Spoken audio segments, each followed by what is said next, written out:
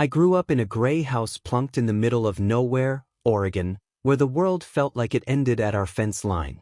Those years, from 12 to 15, I don't call childhood anymore, too heavy a word for what they became. The house was decent, affordable for my parents, tucked in a quiet pocket of pines and elms. Tranquil, they said, a good place to raise a kid. But they didn't see the mistake until it was too late, a choice they'd carry like a stone in their chests. The problem wasn't the house or the land, it was the isolation. No neighbors, no kids to kick a ball with, no hum of life beyond the trees. The details blur now, time sanding them down, but pain has a way of carving memories deep, and those I can't shake.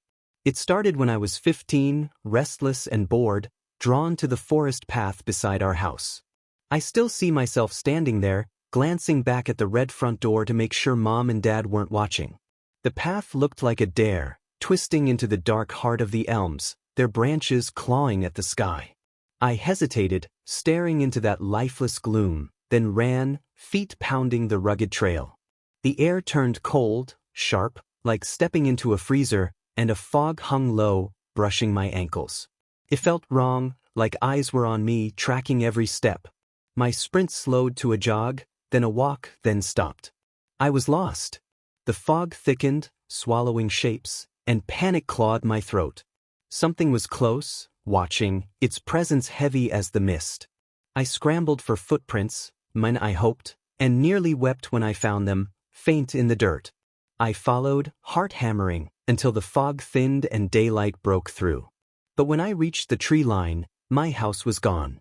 Instead, there was another house, ancient and crumbling, its roof half gone, the door yawning open, paint peeling like dead skin. I circled it, confused, searching for anything familiar, but our gray house, the red door, nowhere. Had I followed someone else's tracks? The thought chilled me. I considered retracing my steps through the forest, but fear held me back. Instead, I took a dirt road, walking for 45 minutes until our house appeared. Relief flooded me, but so did questions. How had I gone so far, so fast? I pushed it down, told myself to be glad I was home. Inside, Mom and Dad asked where I'd been. Just a walk, I mumbled, and they didn't press. Dinner was quiet, then I retreated to my room, firing up my computer to drown in music and the internet's flicker. Out here, the connection was garbage, cutting out randomly, the screen flashing odd colors, negative, black, red. Frustrated, I gave up and went to bed, music still playing low. I woke in a cold sweat, the room pitch black, my music a faint hum like white noise. Something felt off. I cranked the volume, then heard it, a strange sound outside, not wind, not animal. I wiped condensation from my window and peered at the tree line. The elms swayed, their hollow moans like a chorus of ghosts, but nothing else moved. That watched feeling crept back, same as in the forest. I slammed the window shut, burrowed under my covers, and forced sleep to take me. Morning came with a jolt, footsteps pounding the hardwood, my door flying open. Mom stood there, face pale, eyes wide. Get up. You have to see this. I stumbled into pajamas and followed her downstairs, where she and Dad stared at the front door. I went outside through the side entrance and rounded to the front. A giant black X marred the red door, paint still wet, dripping slightly. They grilled me. Had I seen anyone lurking? I hadn't, so I said no. Dad called a painter, who arrived and covered the X with white in under an hour. The white door looked better, honestly, less jarring against the gray house. I didn't dwell on it, retreating to video games, the forest pushed to the back of my mind. But the old house lingered. How had I never seen it in 4 years here? I wanted answers but was too scared to seek them. Bedtime came, thoughts of that decaying place circling like vultures. At 3 a.m., I woke again, music off, the woods screaming louder than ever, a hollow, whistling cry that wouldn't let me sleep. I looked outside. A windstorm tore at the trees, toppling the weak, sparing the strong.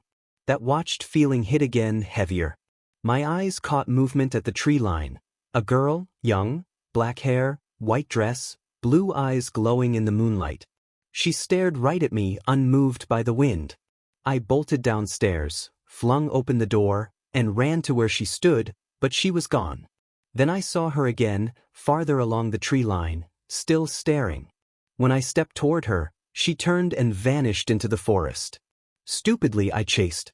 The woods were darker than before, the air colder, the fog thicker.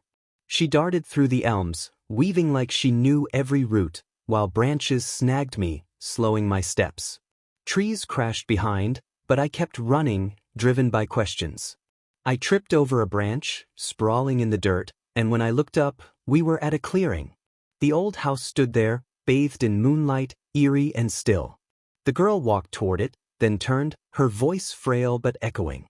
"Lorne, I have something to show you." My name on her lips froze me. "How do you know my name?" I shouted, but she didn't answer, slipping inside. I followed, the air inside strange, freezing yet warm, sweat mixing with shivers. Ragged dolls littered the floor, a small black book among them. I grabbed it just as she descended to the basement. I ran after her, but the stairs gave way, and everything went black. I woke in the clearing at dawn, the book in my hands, the house gone. Dazed, I stumbled home, relief crashing when I saw our gray house, until I reached the front. The door was red again, the white paint gone. Inside, I asked my parents if they'd repainted. They were as confused as me. They asked where I'd been. I lied about sleepwalking. In the bathroom, I peeled off my shirt, caked in dark red, paint, not blood, still wet. My face was smeared too. I broke down, sobbing on the floor, then washed it away, pretending nothing happened. In my room, I found the book in my jeans, opening it to see Lorna Brookhart scrawled inside. The name hit close, too close. Pages were filled with scribbles, random words, and drawings, meaningless until the last one. A red door with a black X, and beneath it, "He came to my house last night. I'm next. And it's too late to stop him." Shock pinned me to my bed. Was the house real? I asked my parents about nearby clearings or houses. They said there were none. I walked the forest's edge for an hour and a half, nothing. No clearing, no house. I was losing it. That night, I braced for another disturbance, but woke to silence, no interruptions. Relief flooded. Maybe it was over. I checked my computer. It was 6 p.m. I'd slept all day. The house was empty, my parents gone, their car still in the driveway. At the front, the red door bore another black X. Despair hit. They were gone because of it. I walked into the forest, numb, unafraid despite the watching eyes. The house appeared again, not in a clearing but deep in the woods, a tree bursting through its roof. I ran to it, drawn inexplicably. On the porch, memories flooded, falling through stairs, painting the door red, collapsing in the field. The girl emerged, pale, eyes sunken, reaching for my hand. I took it, her skin cold. "I'm Lorna," she said, leading me to an attic with a stained glass window. She opened a closet and my parents' bodies tumbled out, hacked apart, blood pooling. Flashes hit, waking at night, grabbing the fire axe, creeping into their room.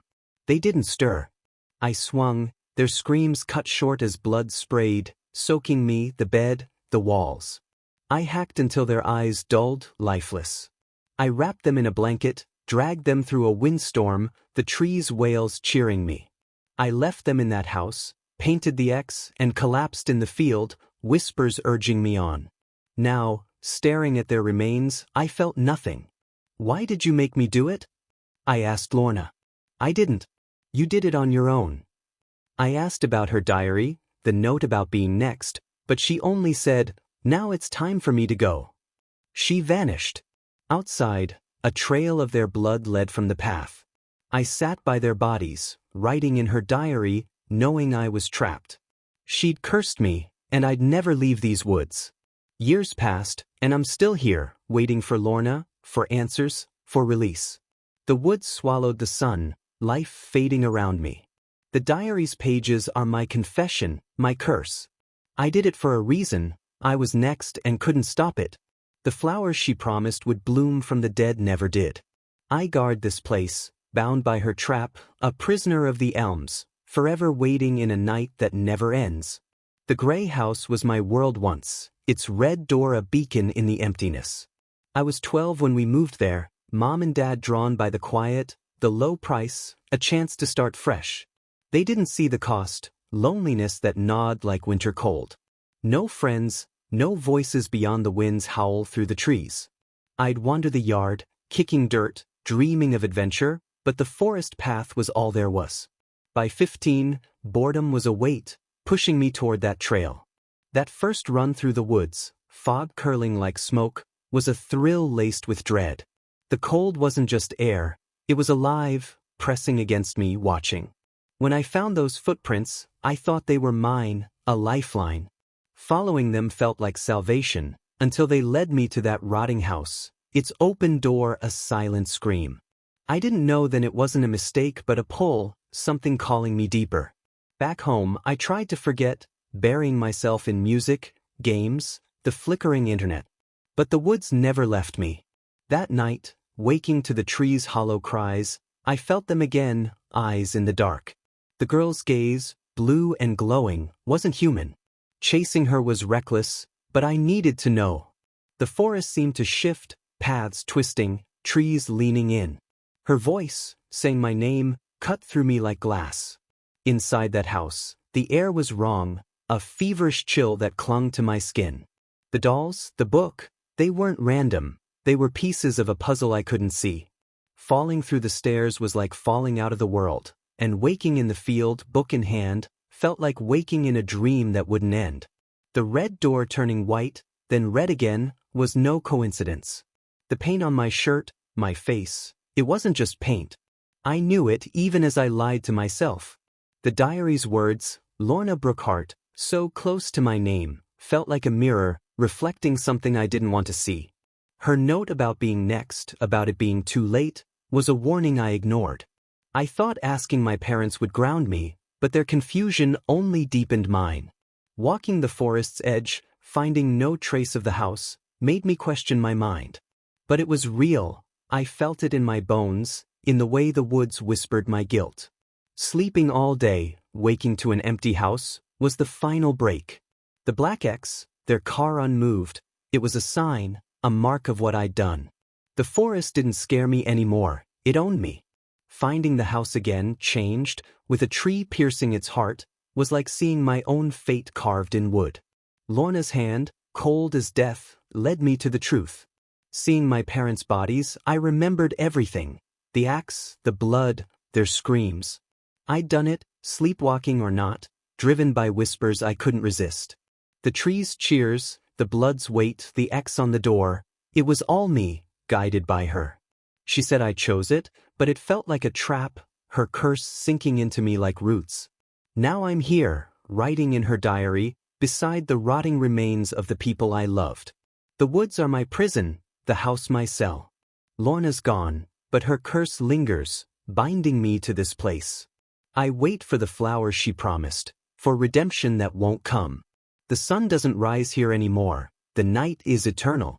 I guard these woods, not by choice but by fate, a keeper of secrets that burn. The diary is my voice, my story, a chronicle of woe.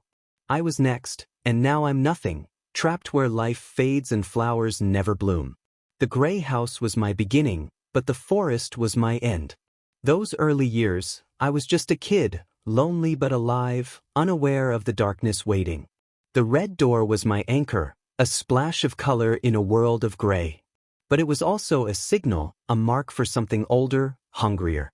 That first venture into the woods wasn't adventure. It was surrender. The fog, the cold, the eyes, they weren't random. They were her, pulling me in. The house I found wasn't just old. It was alive, its decay a mask for something eternal. Following those footprints was my first mistake, trusting them my second. They weren't mine, they were hers, leading me to her domain. Home was no refuge after that. The internet's glitches, the screen's strange flashes, were like the woods leaking into my world. Waking to those night sounds, seeing her at the tree line, was the forest claiming me. Chasing her was madness, but I was already caught. The house, the dolls, the book, they were her tools, pieces of a ritual I didn't understand. Falling through the stairs was her pulling me under, showing me what I'd become. The red door's return, the paint on my skin, was her signature, marking me as hers. The diary's words were a confession I didn't know I'd written, Lorna's name a twisted echo of my own. The final walk, finding the house again, was inevitable. The tree through its roof was a sign. The woods had won. Lorna's hand, her voice, led me to the truth I'd buried. My parents' bodies, my hands' work, it wasn't me, but it was. The whispers drove me, her curse in my veins. She said I chose, but choice was an illusion. The diary's last page, the X, the warning, it was my story, written by her hand. Now I sit, writing, trapped in her woods, waiting for a bloom that won't come. The sun is gone, the trees my jailers. I'm the guardian of this cursed place, bound by blood, by Lorna, by the dark days that never end.